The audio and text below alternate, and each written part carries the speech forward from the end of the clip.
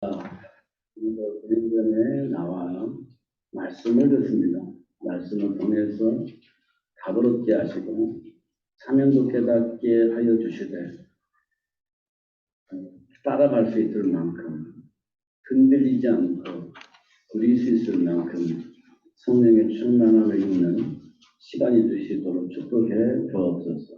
예수 그리스도 이름으로 기도합니다. 아멘. 마이크 소리가 좀 들리는데 찾아볼 필요가 있겠다 이런 생각이 듭니다. 사실 우리 사면장에는 수많은 문제들이 일어납니다. 감당할 수 없을 그런 수많은 문제들이 사실 일어납니다. 어떻게 해야 될지 알지 못하는 그런 삶들이죠. 사실 아브라함이 가나안 땅에 왔는데 기근이 일어나는데 그 기근이 왜 오는지 알 수가 없다는 거야. 천재지변이니. 근데 그게 지속되다 보니 살 수가 없는 겁니다. 그런 일들. 요즘 우리나라에서 일어나는 수많은 어떤 사건들이 일어나는데 대부분의 무슨 문제를 뉴스로 많이 나오고 있는가 보면 그 성적 폭력 이런 것들이 뉴스로 많이 나옵니다. 그러는 것은 사람을 죽이기도 하고 이런 일들이 일어나죠. 정상적인 생각을 가지고서는 할 수 없는 일이라고 저는 생각을 하고 있습니다. 그런데 그들은 왜 그런 짓을 할까? 그들의 내면은 무엇이 있길래 그런 행동을 했을까라는 질문을 우리가 할 필요가 있습니다.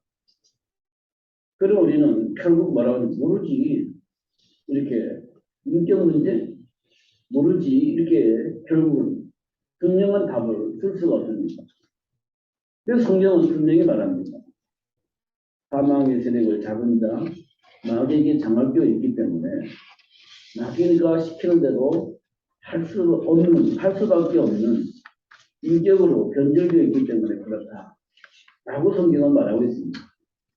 그래서 거기에서 빠져나오고 해방되어지는 것을 우리는 구원이라 이렇게 얘기합니다. 운명과 팔자 같은 삶이 아닌 감정에 휘둘려가지고 내 인격과 관계없는 삶을 살게 만들었던 그 존재가 누구냐? 그게 사단입니다. 그 사단에서 빠져나오는 것을 구원이라 이렇게 얘기를 합니다. 어떻게 빠져나오냐라고 물어볼 때 사단의 일을 멸하시고 죄와 사망의 법에서 해방해 주신 그리스도신 예수를 주인으로 영접하는 것이다. 그러면 사단의 올무에서 빠져나오는 것이다. 해방되어지는 것이다. 사단에게 종로로 할 수밖에 없는 우리가 이제는 종로할 필요가 없는 사람으로 바뀌는 것이다. 이렇게 말씀을 하고 있습니다. 근데 그런 것들을 우리가 모르는 것은 아니에요. 그러나 삶 속에서는 그게 잘 안 되는 겁니다. 왜 그럴까요?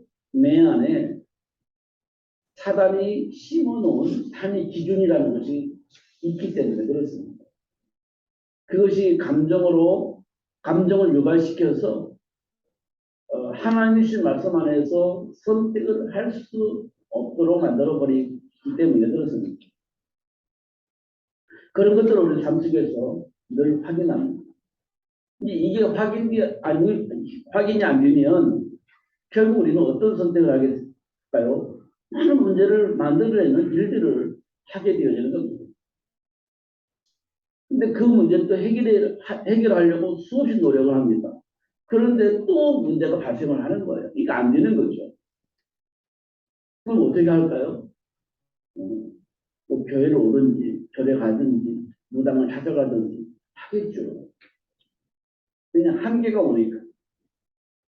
옛날에는 우리 옛날 어른들은 무당을 찾아갈 때는 우리나라는 다른 종교가 없었으니 절에 가든지 무당 찾아만 봅니다.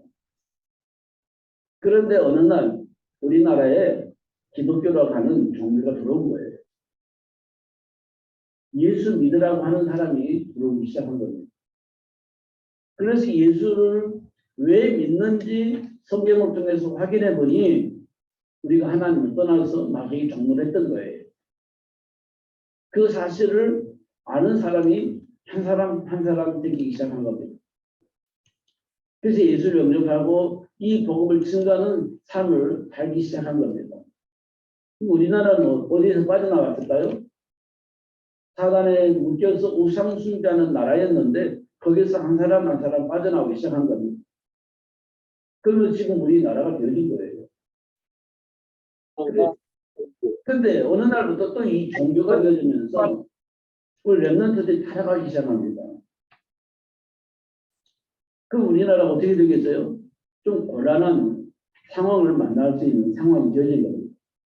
사단을 숭배하면 하나님을 떠나면 반드시 저주와 재앙이 따라오기 때문에 힘든 삶의 환경으로 바뀔 수 있는 가능성이 많아요. 그럼 어떻게 해야 되겠습니까? 그 길을 나가야 되겠죠. 막는 방법은요. 사단의 일을 폭로하고 예수 그리스도 안에 있는 축복을 전달하는 겁니다. 알리는 거예요.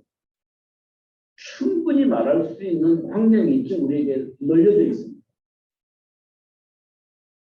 나부터 시작해서 내 안에 있는 사단의 일을 폭로하고 그리스도를 자꾸 고백하는 겁니다. 내 안에서. 그리고 나면 사람들이 보일 겁니다. 옆에 사람들이. 그리고 세상의 조직들이 보일 겁니다. 정말 이 복음이 절대로 필요한 현장임을 확인할 수 있을 겁니다. 그런 폭로하고 드러내는 것이 우리가 이 땅에 사는 삶의 이유를 확인할 수 있습니다. 그렇게 되면 저주와 재앙 속으로 들어가는 우리 발걸음을 멈출 수 있어요. 그리고 하나님이 약속하신 축복을 누릴 수 있는 시작이 될 수 있습니다. 이 일을 위해서 하나님이 저와 여러분을 부르신 적이 있습니다. 우리는 언약 붙잡고 기도하면 그 일을 할 수 있도록 하나님이 역사하실 것입니다. 하나님은 지금 우리들의 삶의 현장에서 일어나는 모든 일들 중에 문제의 교회에서 속이는 사단의 일과 인간을 위해 준비한 축복의 삶을 알 수 있도록 그리고 누릴 수 있도록 역사하시는 하나님을 알도록 역사하셨습니다. 문제를 통해서 사단의 일을 알게 하시고 그 문제를 해결하시는 그리스도이신 예수를 알 수 있도록 하신다는 겁니다. 그럼 문제는 기회가 되는 거예요. 지금 내가 어느 굴레 속에서 살고 있는지 사단의 굴레에 묶여 살고 있는지 아니면 하나님이 준비한 축복 속에서 누리고 있는지를 확인할 수 있습니다. 언제요? 문제를 통해서 하나님이 역사하신다고 하니 문제를 만날 때 나의 정체성을 확인할 수 있는 겁니다. 그래서 기회가 되어질 겁니다. 사도 바울은 이 세상의 모든 사람을 향하여 본질상 진노자연이라고 말합니다. 그리고 하나님의 영광에 이룰 수 있는 사람은 한 사람도 없다라고 얘기를 합니다. 왜냐하면 사단이 만든 문화에 장악된 인간은 사단의 문화 속에서 사는 것이 정상적이라고 생각을 하고 있기 때문에 그렇습니다. 세상 문화를 따라가는 것이 정상이라는 거예요. 다른 사람도 다 그렇게 살아가니 나도 그렇게 살아야 된다라고 생각을 하고 있기 때문에 하나님의 말씀을 안 받아들여요. 하나님의 말씀을 받아들이면 세상 사람들과 함께 할 수가 없으니 나는 그렇게 살 수가 없습니다라고 말하게 되어진다는 겁니다. 그래서 하나님의 영광에 이룰 수 있는 사람은 한 사람도 없다 이렇게 얘기를 하고 있는 겁니다. 그러면서 자신을 향하여서는 죄인 중에 괴수라고 얘기를 했습니다. 왜 이런 말을 했을까요? 예수 그리스도 안에 있는 축복을 발견하기 전에 사도 바울이 어떤 삶을 살았는지 자신이 너무너무 잘 알고 있습니다. 하나님을 대적할 뿐만 아니라 하나님의 일을 하는 그 모든 사람을 잡아다 죽이는 놀라운 일을 행하는 놀라운 일을 했습니다. 보니까 정말 나쁜 놈이구나라는 걸 자기가 아는 거예요. 예수를 알고 난 이후에 정말 나쁜 놈이구나라는 걸 알았어요. 그래서 죄인 중에 괴수라고 고백을 했습니다. 그러나 또 사도 바울은 하나님은 합력하여 선을 이루신다고 얘기를 합니다. 그런 사도 바울이 합력하여 선을 이루신다. 하나님은 합력하여 선을 이루시는 하나님이시다. 이렇게 말씀을 하십니다. 이 말은 뭐냐면 자기가 그런 짓을 했는데 불구하고 사단의 일을 폭로하고 그런 나를 구원해 주시고 그 사단의 모든 일들을 폭로하여 모든 사람들에게 전할 수 있는 사람으로 나를 세웠다. 이렇게 얘기를 한 겁니다. 그리스도의 증인으로 나를 불러 세우셨다. 이렇게 얘기를 합니다. 그러면서 합력하여 선을 이루시는 하나님 역사를 말씀을 합니다. 매우 중요한 메시지이죠. 우리는요, 조금이라도 허물에 걸려 넘어지면 일어나기가 너무 어렵습니다. 왜냐하면 본인이 알아요. 무엇이 잘못했는지. 세상말로 말하면 죽을 줄을 지는 길을 내가 알아요. 양심상. 그래서 일어날 수가 없어요. 그래서 준비된 축복을 누릴 수가 없어요. 양심상 걸려 넘어지기 때문에 돌아설 수가 없는 겁니다. 그런데 하나님께서 그런 우리를 불러서 사단의 일을 폭로하고 그 사단의 일을 멸하신 그리스도를 말할 수 있는 사람으로 세우셨다. 합력하여 손을 이루어 나가시는 하나님의 것을 말하는 겁니다. 삶의 현장의 모든 문제를 해결할 수 있는 능력은 하나님의 배경을 알고 누릴 수 있는 신분을 회복한 모든 자에게 주어진 축복입니다. 삶의 현장의 모든 문제를 해결할 수 있는 능력은 그리스도 예수 안에 있는 신분과 권세를 회복한 모든 자에게 주어진 축복입니다.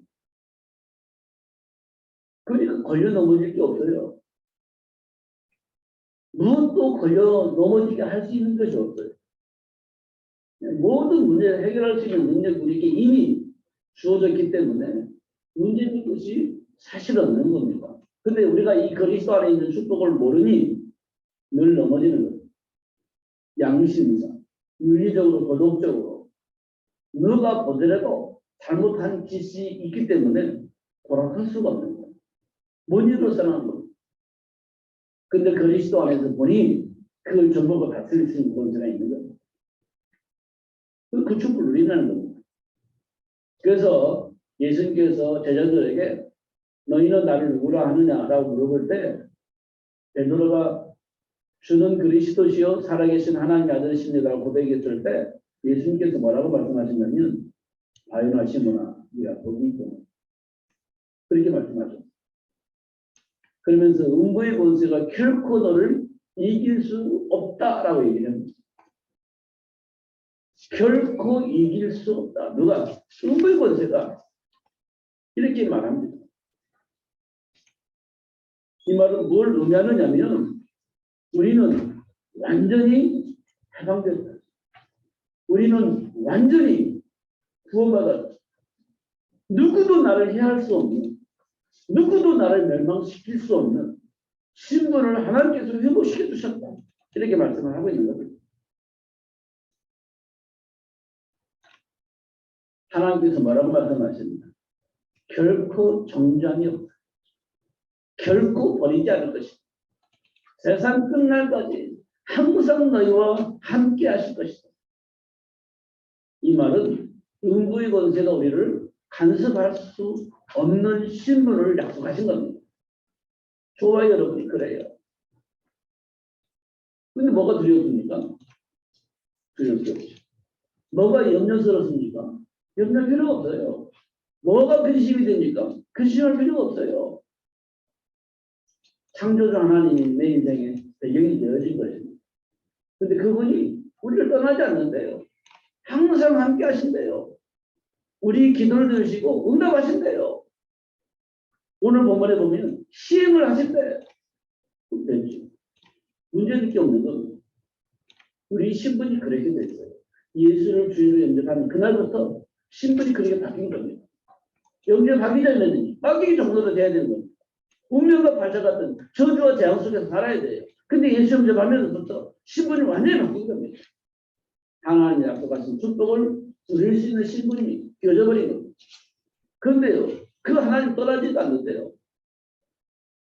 세상 끝날 것 같아요. 항상 함께 하시면서 우리 기도를 들으시고 응답하신대요. 역사하신다고 약속하신 겁니다. 그렇죠. 그래서 믿는 자에게는 표적이 따른다. 이렇게 표현되어 있고요.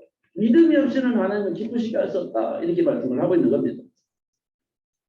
인간에게 가장 중요한 것은 하나님이 주신 축복을 누릴 수 있는 정체성을 아는 겁니다. 아는 거예요. 이것이 인정되면 하나님이 얼마만큼 우리를 왜곡하고 속이는지 알 수 있습니다. 어떻게 왜곡할까? 윤리적으로, 도덕적으로 옳게 사느냐, 틀리게 사느냐 이런 기준을 가지고 우리를 왜곡하여서 신성한 것을 누리지 못하게 만들어버리는 겁니다. 그게 율법주의라고 하는 거죠. 틀린 건 아닌 것 같은데 내 안에 평안이 없고 틀린 것 같지는 않은데 내 안에 행복함이 없고 왜 그랬을까요? 이건저런 사단에게 이건질 당하니 행복하지 않은 겁니다. 신분과 권세를 누릴 수가 없으니 행복하지 못한 거예요. 이런 것들이 삶 속에 수없이 드러납니다. 그래서 가장 중요한 건 뭐냐? 하나님 주 축복을 누릴 수 있는 정체성을 아는 것. 사단에게 속았던 사람들이 가진 생각과 삶의 기준을 보면 하나님을 떠난 가인의 배경을 보면 하나님께로부터 응답을 받지 못한다고 하는 생각 때문에 원망과 불평하면서 하나님을 떠나버린 겁니다. 왜 응답을 받지 못했나? 하나님 뭘 원하시는가? 이 질문을 하지 않고 나는 내 나름대로 최선을 다했는데 왜 하나님 응답을 안 하시지? 이렇게 생각한 겁니다. 맞잖아요. 나는 내 나름대로 최선을 다했어. 근데 하나님 응답을 안 하셔. 그럼 우리가 어떤 질문을 해야 되죠? 하나님 왜 응답을 안 하시지? 하나님 원하는 게 뭐지? 찾아야 되잖아요. 근데 나는 최선을 다했는데 응답을 안 하시니 하나님 떠나버리거든요. 그게 가인이에요. 그게 사단의 적용이에요. 속아나 먹은 거죠. 그 안에는 원망이 가득 차 있는 가인의 모습입니다. 그러면 어떤 일이 벌어져요? 동생을 돌로 쳐 죽이잖아요. 원망이 가득하니 동생을 쳐 죽이는 거예요. 이런 일들이 벌어지는 겁니다. 사단에게 속으면. 두 번째, 소돔과 고모라를 선택한 롯을 보면 삶의 기준이 뭐죠? 에덴 동산에 사는 것처럼 살고 싶은 욕망이 있는 거예요. 그러니까 소돔과 고모라를 보면서 야, 내가 원하는 에덴 동산 같은 현장이 저기 있구나 라고 생각을 하고 소돔과 고모라를 선택을 한 거지. 우리가 선택을 할 때 보면 딱 그렇습니다. 내가 원하는 것. 아, 여기가 내가 원하는 것이구나. 선택을 하면서 가는 겁니다. 그게 내 안에 뿌리져진 삶의 기준이에요. 롯이 그래요. 그래서 소돔과 고모라는 선택을 했어요. 근데 그곳에는 하나님과 상관이 없는 삶을 살고 있는 인간이었어요. 그래서 나는 좋아 거기. 그렇게 가는 거예요. 하나님이 좋은 사람이에요. 최고의 복을 받았던 솔로몬이 어느 날 세계 평화라고 하는 단어를 쓰면서 세계 평화를 위해서 정책을 하는데요. 누구든지 다 와도 좋아, 괜찮아, 다 수용할 거야. 세계가 평화로우려면 다 와도 괜찮아. 우상숭배하는 자도 괜찮고 다 와 괜찮아. 세계 평화를 위해서. 그래. 우상숭배하는 신전이 필요해? 신전도 만들어줄게. 다 와. 이게 솔로몬이었습니다. 하나님께로부터 최고의 복을 받았던 솔로몬이 다 와. 필요한 거 다 해줄게. 이렇게 해줄 겁니다. 그러면 세계 평화가 왔나요? 이스라엘 나라가 쪼개지고 망해버린 겁니다. 사단에게 속으면 그런 일이 있어요. 그런 일들. 세계 평화가 좋은 단어인데 그리스도 밖에서 세계 평화는 절대 올 수가 없어요. 절대 오지 않습니다. 우상숭배 하나님이 가장 싫어하는 거예요. 근데 세계 평화를 위해서 우상숭배한다? 말이 안 되는 거지. 인간 본래의 정체성은 하나님과 함께 사는 거예요. 그 안에 있으면 세계 평화가 오게 되어 있습니다. 이간질한 자가 없어지니 살 필요가 없는 거지. 근데 사단에게 있으면 계속 이간질하고 욕심 부리니 세계 평화가 올 수가 없어요. 근데 사단은 속이는 거예요. 세계 평화를 위해서 상대방의 모든 놈들도 상대방의 숨기는 모든 우상도 다 수용해서 함께 가자. 이렇게 만들면 너무 멋있게 보이는 겁니다. 사단에게 속으면 그래요. 그럼 어느 날 망해버리죠. 어느 날 망해버려요. 사단에게 속으면 그런 일들이 벌어집니다. 근데 정체성을 모르는 사람들은 어쩔 수 없는 선택을 합니다. 거기에 근원으로 부름받은 아브라함이 기근 문제 앞에 물 꿇어버려요. 어쩔 수가 없어요. 정체성을 모르니. 사랑하는 어부를 부름받은 베드로가 어쩔 수가 없는 겁니다. 그래서 예수님은 저 사람이 도망간 거예요. 사실 이방인과 이스라엘 백성들을 위해서 복음을 전할 수 있는 사람으로 주믿는 사람이 누구냐? 사도 바울입니다. 그런데 자기에게 주어진 축복이 무엇인지 모르니 자기가 가장 좋아하는 일을 한 겁니다. 예수가 그리스도임을 말하는 그 사람들을 말 못하도록 잡아다 죽인 거예요. 어쩔 수가 없는 겁니다. 왜곡되어져 있으니 그런 걸 하는 겁니다. 정체성을 모르면 그렇게 되어진다는 겁니다. 그래서 하나님은 정체성을 회복하여 정체성의 축복을 누릴 수 있도록 찾아오셨어요. 애굽으로 들어간 살아보겠다고 애굽으로 간 아브라함을 찾아가셔서 정체성을 회복시켰어요. 살겠다고 갈릴리 바다가서 고기 잡아먹으려고 했던 베드로가 한 마리도 못 잡았어요. 밤새도록 소굴을 하면서도 한 마리도 못 잡았어요. 그때 예수님이 찾아오셔서 고기를 잡게 하셨죠. 그 정체성을 회복시켜주시는 것을 확인할 수 있습니다. 정체성을 알지 못하고 로마의 속국에서 언제 강조해지겠는가라고 질문하고 있었을 때 예수님께서 성령이 임하면 권능을 받고 땅끝까지 이르러 내 증인이 될 것이다 라고 얘기를 했습니다. 그 말씀 붙잡고 기도하기 시작한 겁니다. 그래서 성령이 임하면서 세상이 보이는 거예요. 성령이 임하니까 세상이 보이는 겁니다. 지금 로마의 속국의 문제가 아니에요. 이 세상이 망하고 있는 겁니다. 로마 속국에 세방되어지는 게 문제가 아니야. 이 세상이 다 망해버려요. 사단에게 완전히 장악되어져가지고 완전히 망해버렸어. 그 사실이 보여지니 로마 속국에서 빠져나오는 게 중요한 것이 아니라 이 사실을 알리는 게 중요하다는 것을 알게 된 겁니다. 그게 마가다락 교회의 모습입니다. 그러니까 막 수많은 뒷박이 다가오는데 불구하고 이 사실을 말할 수밖에 없기 때문에 말하는 겁니다. 근데 그 속에 준비된 자들이 계속 나오는 거예요. 날마다 제자가 더해졌다. 이게 초대교회 모습입니다. 정체성을 아는 게 중요하다.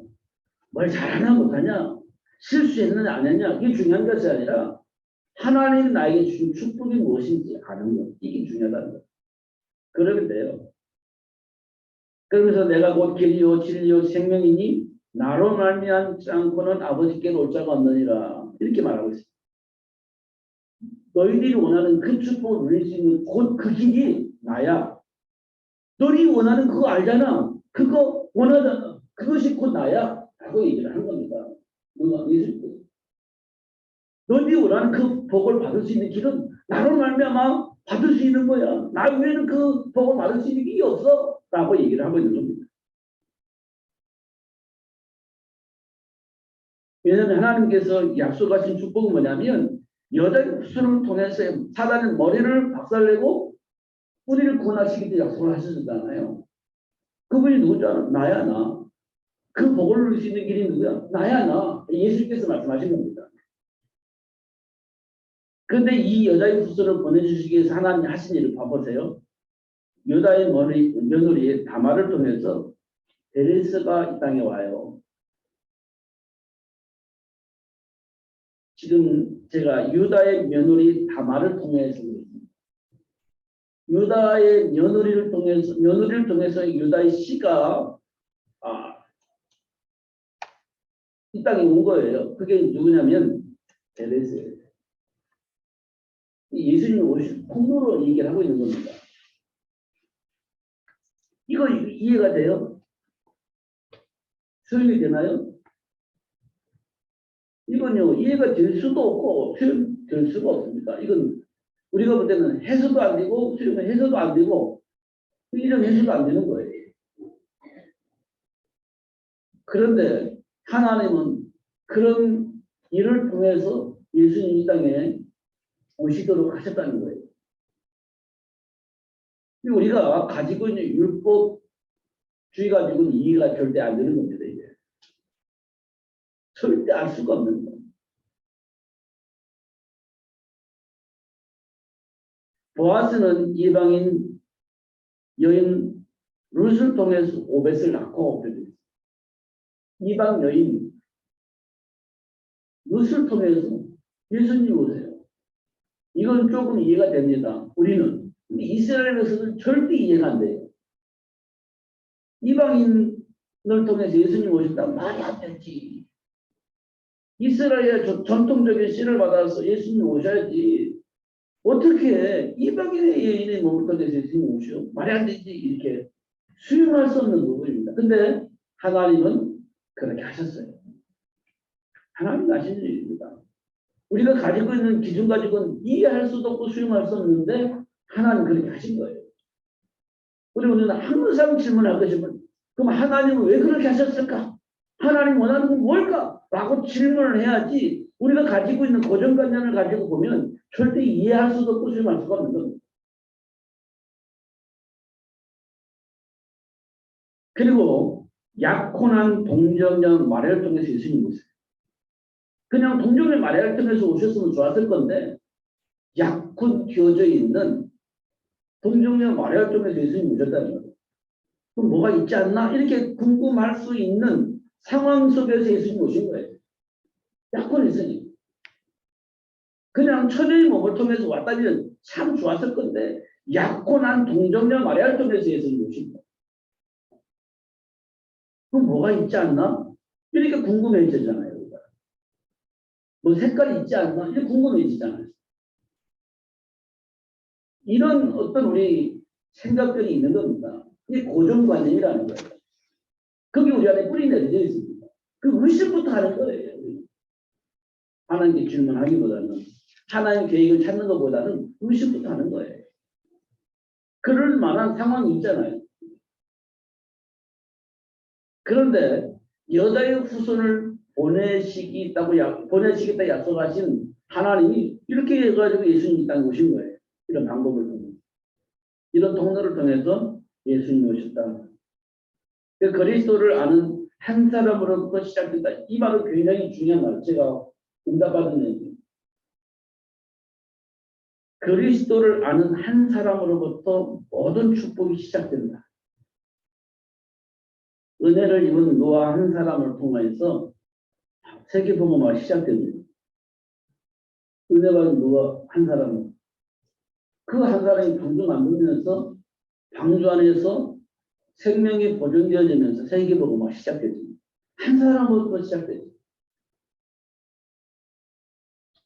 또 부름을 받은 80세 노인 목동일이 제가 굳이 이렇게 쓴 말은 이 모세 한 사람을 통해서 출애굽의 역사가 일어납니다.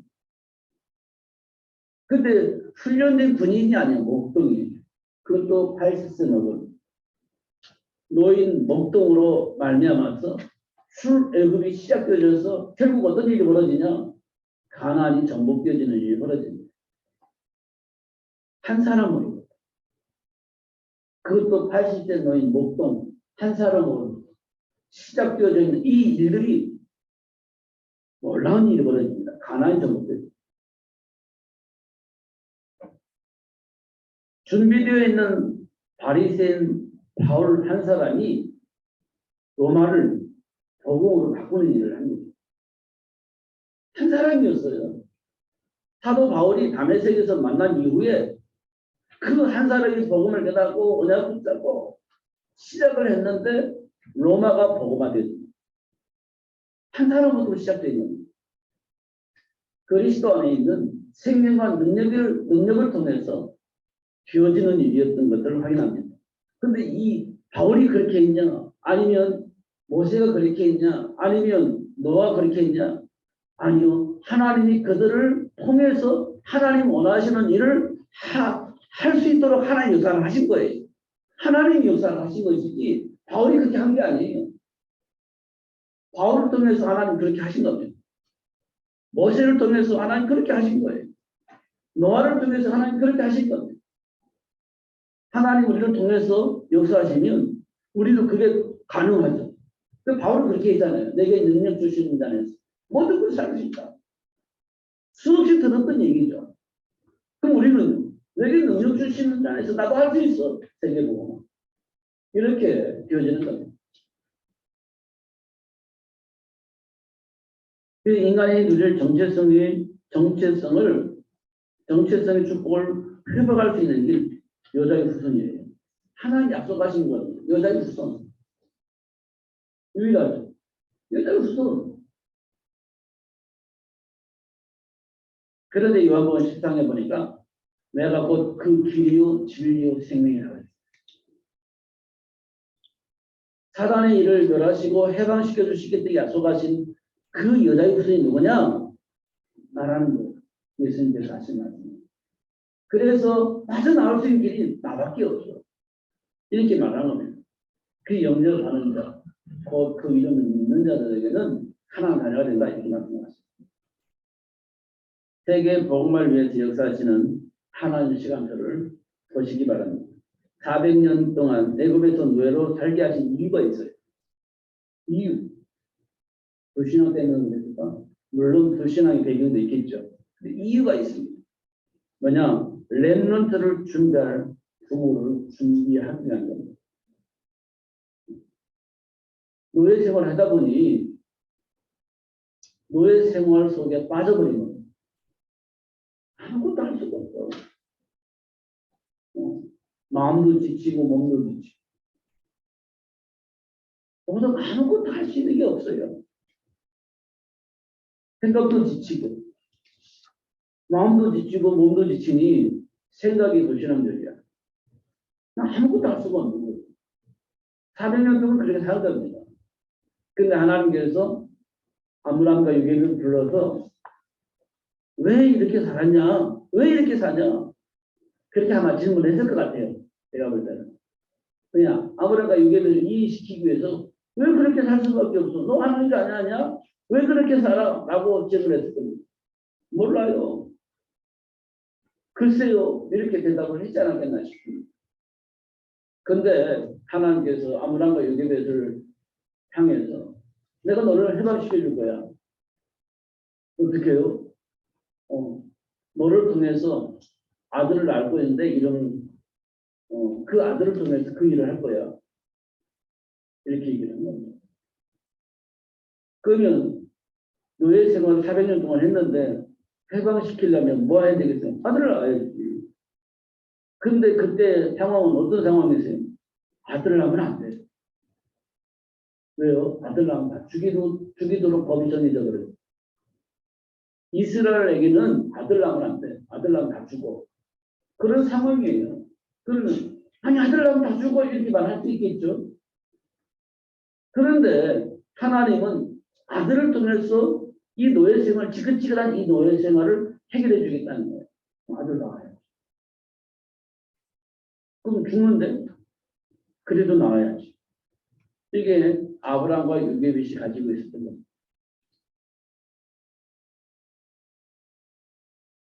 그래서 가나안을 회복할 수 있도록 그렇게 역사하셨죠. 출애굽을 통해 중요한 게 아니에요. 출애굽을 한 이유는 가나안을 회복하기 위한 겁니다. 출애굽을 하는 게 중요한 게 아니에요. 구원받는 게 중요한 게 아니에요. 중요하죠. 그런데 세계복음화가 있기 때문에 구원받는 거예요.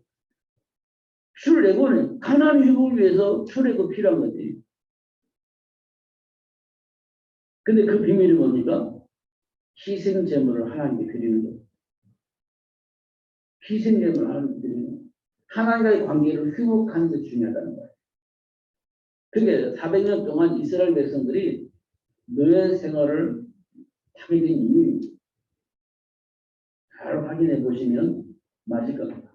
하나님 준비하신 축복과 사명 속에 있는 자는 본토 친척 아비집을 떠납니다. 근데 그것으로 끝나지 않아요. 본토 친척 아비집을 떠나니까 됐다. 이 정도면 됐지. 그렇지 않습니다. 기껏 만나보니까 하나님 떠나더라고요. 우리 믿음이 좋은 사람 있잖아요. 근데 위기 만나고 떠나버리잖아요. 본토 친척 아비를 떠난 것이 중요한 게 아니에요. 하나님과의 관계가 회복되어지는 것이 중요한 겁니다. 충성된 사람들이 어느 날 떠납니다. 왜냐? 죽도록 해봤는데 아니야. 답이 없어. 떠나는 거지. 육신적인 거라는 겁니다. 그 약속된 이삭을 낳지 못했어요. 아브라함이. 그럼 뭐 합니까? 대를 이어야 되는. 근데 사라의 말을 듣고 사라의 몸종을 통해서 아들 낳잖아요. 그게 이스마엘입니다. 뭔가 모르게 이상해요. 고개 근으로 불을 받았는데 뭔가 모르게 이상해. 애굽을 내려가지 않나? 사라의 몸종을 통해서 아들 낳지 않나? 뭔가 이상해. 그잖아요. 근데 아브라함은 다 버리고 왔어. 근데 뭔가 이상한 거죠. 그 이유를 보니까 삶의 이유와 배경을 몰라. 근데 그 사건을 통해서 삶의 이유와 배경을 응답으로 받게 되죠. 응답으로 받게 돼요. 그러니까 모든 것이 이제는 걸림돌이 아니라 발판이 되어져서 세계를 복음할 수 있는 시스템이 되어진 아브라함. 그래서 하나님이 준비한 이삭도 낳고 세계를 복음할 수 있는 경제적 축복도 받고 인간관계도 회복되어지고 다 되어지게 하시는 하나님의 역사를 볼 수 있습니다. 하나님이 준비하신 축복과 사명 속에 있는 자에게 주어지죠. 그러니까 문제가 왔을 때 넘어지고 입어줄 쓰고 아니 그 뭐 예수 믿는 사람이 왜 그래? 라고 말할 수 있는 많은 일들이 일어나는데 그 과정을 통해서 하나님 원하시는 것을 발견하게 하시는 하나님의 역사를 보게 된다는 겁니다. 그래서 사명 감당할 수 있고 축복하시는 것을 확인할 수 있습니다. 삶의 현장에 필요로 하는 준비된 복을 받은 자는요. 세계 복음을 위한 현장 전도 제자와 시스템입니다. 이건 바뀌지 않습니다. 절대 바뀌지 않습니다. 현장 살리는 전도 제자 시스템입니다. 사도 바울이 빌립보 지역에 누구를 만났죠? 루디아 만났습니다. 루디아가 어떻게 변했어요? 현장 전도 제자를 바뀌었습니다. 현장을 살릴 수 있는 전도 제자를 바뀌니 뭐가 생겨요? 전도 시스템이 만들어집니다. 이게 빌립보 교회입니다. 여러분이 가는 현장을 볼 때 여러분이 이곳에 나를 전도 제자로 불렀구나 라고 응답을 받아야 됩니다. 그래야 그 현장을 살릴 수 있는 겁니다. 그래야 감사함에서 감당할 수 있어요. 요셉이 노래 팔려나갔을 때 신경이 되잖아요. 왜냐? 응답을 받았어요. 아, 이 현장을 살리라고 나를 이곳에 보내주셨구나. 이렇게 생각하니 노예 생활이 행복한 겁니다. 이곳에 나를 보내주신 이유가 있구나. 감옥에 갔을 때도 이곳에 나를 보내신 이유가 있구나. 다 감당이 되는 겁니다, 이게. 근데 이유가 없으면 늘 원망불평하죠. 내가 노예로 살 수준이 아닌데 노예로 살고 있다.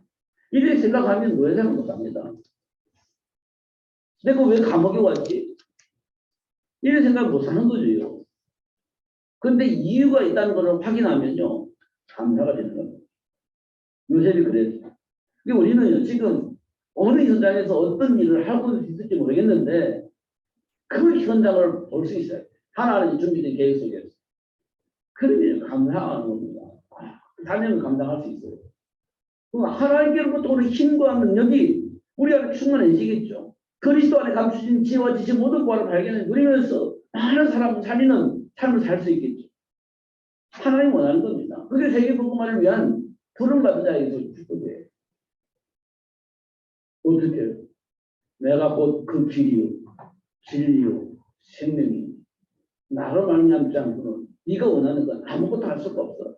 이렇게 말씀하고 있는 겁니다. 응답을 받으시고 힘을 얻으시고 자부심을 가지고 승리하시는 여러분 되기를 예수님의 이름으로 축복합니다. 기도하겠습니다.